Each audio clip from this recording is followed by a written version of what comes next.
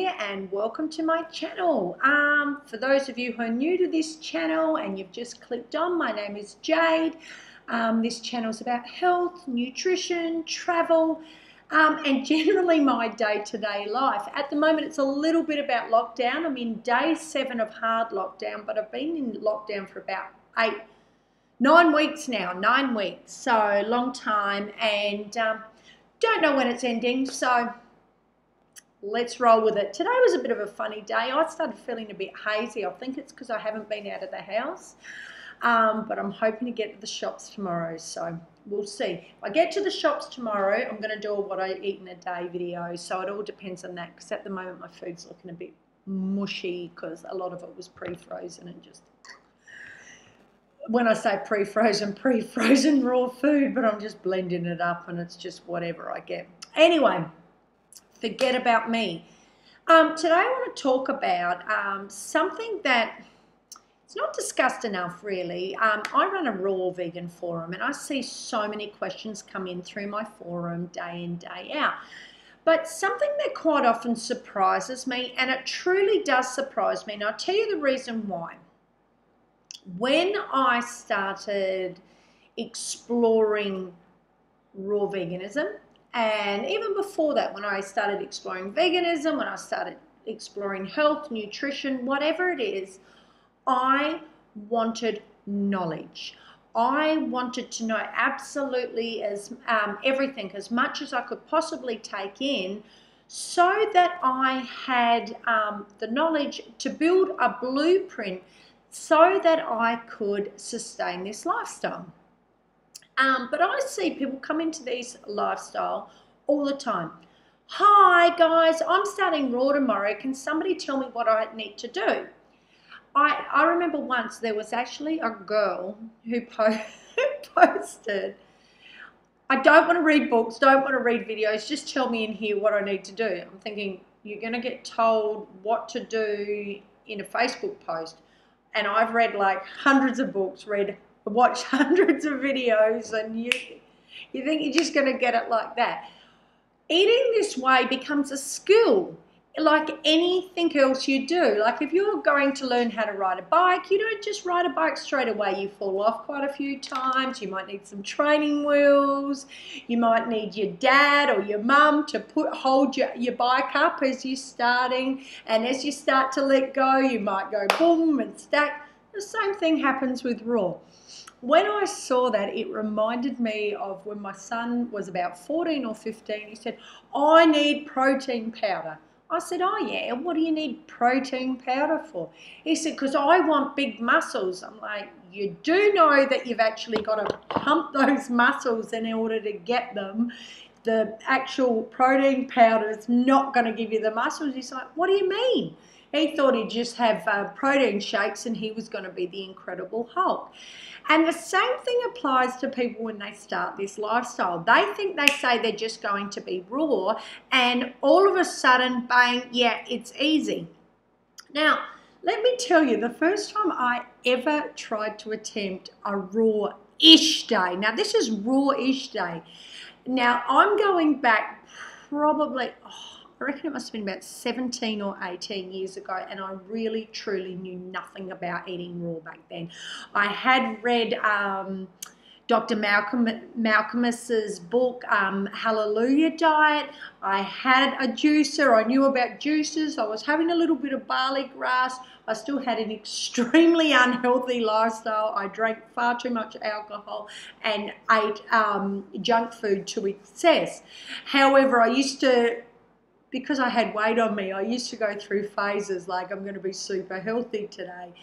And this was my attempt of eating raw. And I was similar to the girl. Back then we had no Facebook or anything, but oh yeah, I'm good. This is how I'm going to eat and I'm going to lose weight. And I remember I had this tiny bowl of watermelon and rock melon for breakfast, and then lunch I just had like carrot sticks and celery sticks, something like that. By dinner I think I went to McDonald's, like forget about it, because I was hungry and I had no idea what I was doing.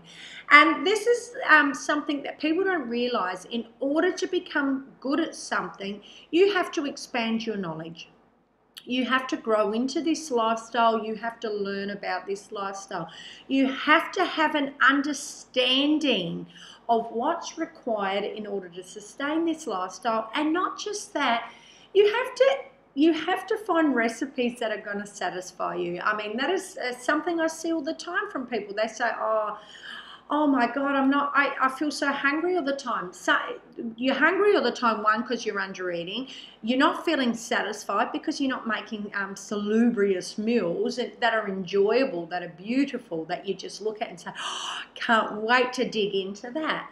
So it's really important you research those sort of things, but it's important you understand why you're doing certain things.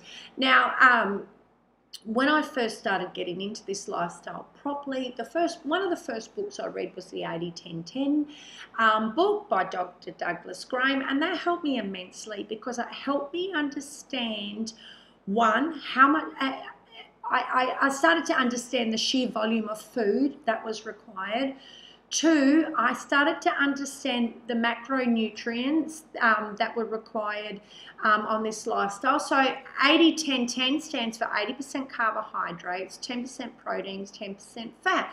And had I not read that and understood that if I had a heap of carbs and then all of a sudden I decided to just scoff down nuts and whatever, it was going to spike my blood, or it was going to lead me to gain weight. So those kind of things are pretty important to know. And then it's 10% protein, 10% fat. Had I not read this, I would be thinking, well, how do I get my protein? And especially because at the time that I came into 80-10-10, I was new to veganism. I mean, I had been vegan for about 6 months. I did have an understanding enough to realise I didn't need to eat a cow or a pig or whatever in order to get protein. I realised that I could get my protein from plants. I got that. But once I went into eating raw, I sort of, before that, it was like, oh yeah, tofu or cooked chickpeas, cooked lentils, whatever. I was going to get some form of protein.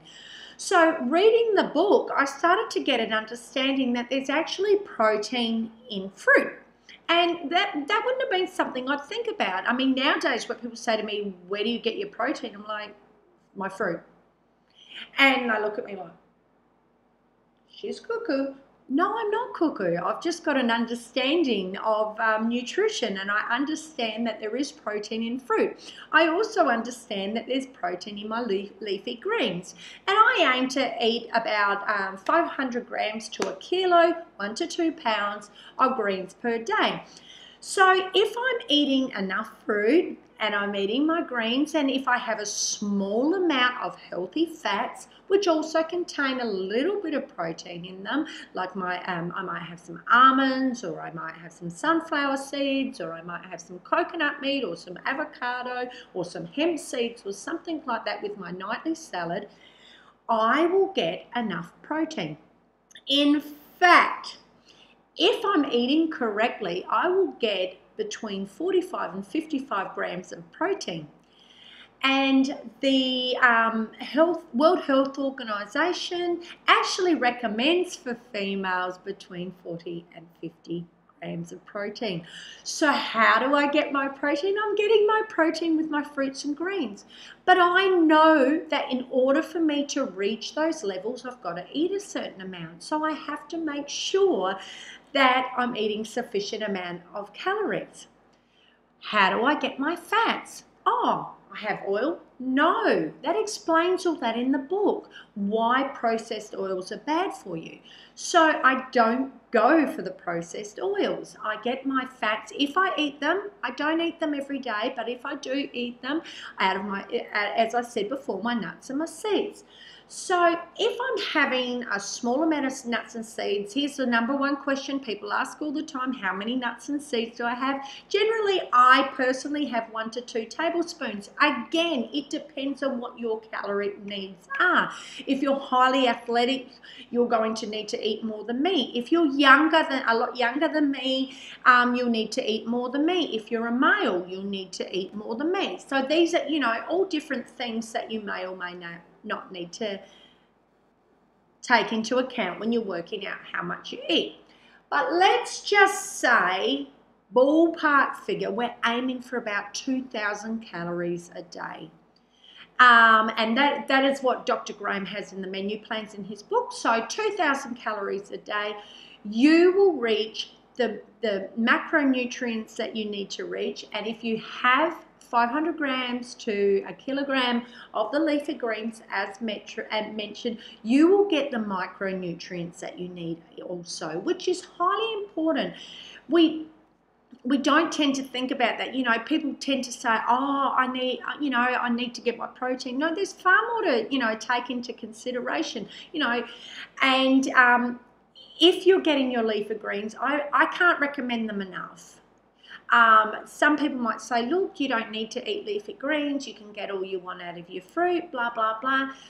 I personally, unless you're living in a beautiful tropical island and the soil is beautiful and it's mineral dense, I don't believe in this day and age you will get all that you need just from purely fruit. And I say this because our soils are heavily depleted. They're not what they used to be. A lot of our food is chemically treated. A lot of our food is fruit is picked too early, so it's not reaching the mineral density that it should reach. So all those things you need to take into account. Hence why I put such an emphasis on having leafy greens. The other reason I ensure that I have a lot of leafy greens is I come from a background of binge eating. So for me, if I don't have the greens, I start to feel hungry. I don't get that satiated feeling. It really helps me to feel satiated and satisfied. Not to mention, I love getting creative with my meals. I love making exciting things, especially at dinner time. That's really exciting for me. I like to make tacos or nachos or a stroganoff or dips or a delicious dressing or something like that in order to make sure that I enjoy this lifestyle and I can stick with it. So when you say you want to become a raw vegan, and especially the people that say, look, I want to do this, I'm never going back, and they've just basically posted it on a whim, which is cool, that's okay. Have a think about what you're going to do in order to ensure that you have enough knowledge to sustain this lifestyle and understand this lifestyle. If you're looking for something extra, I have a free book that I offer to all my members or my followers, which explains the 10 reasons why people fail on a raw vegan diet. And it's also got a 7-day menu plan to help you understand the sheer volume required in order to sustain this lifestyle. The links for those are in the description of this video. I hope you enjoyed this video. If you'd like to see more videos like this, give it a thumbs up, leave a comment below, and most importantly, love life, live free, and be kind to the #1 person in your life, you. Thanks for watching. Bye for now.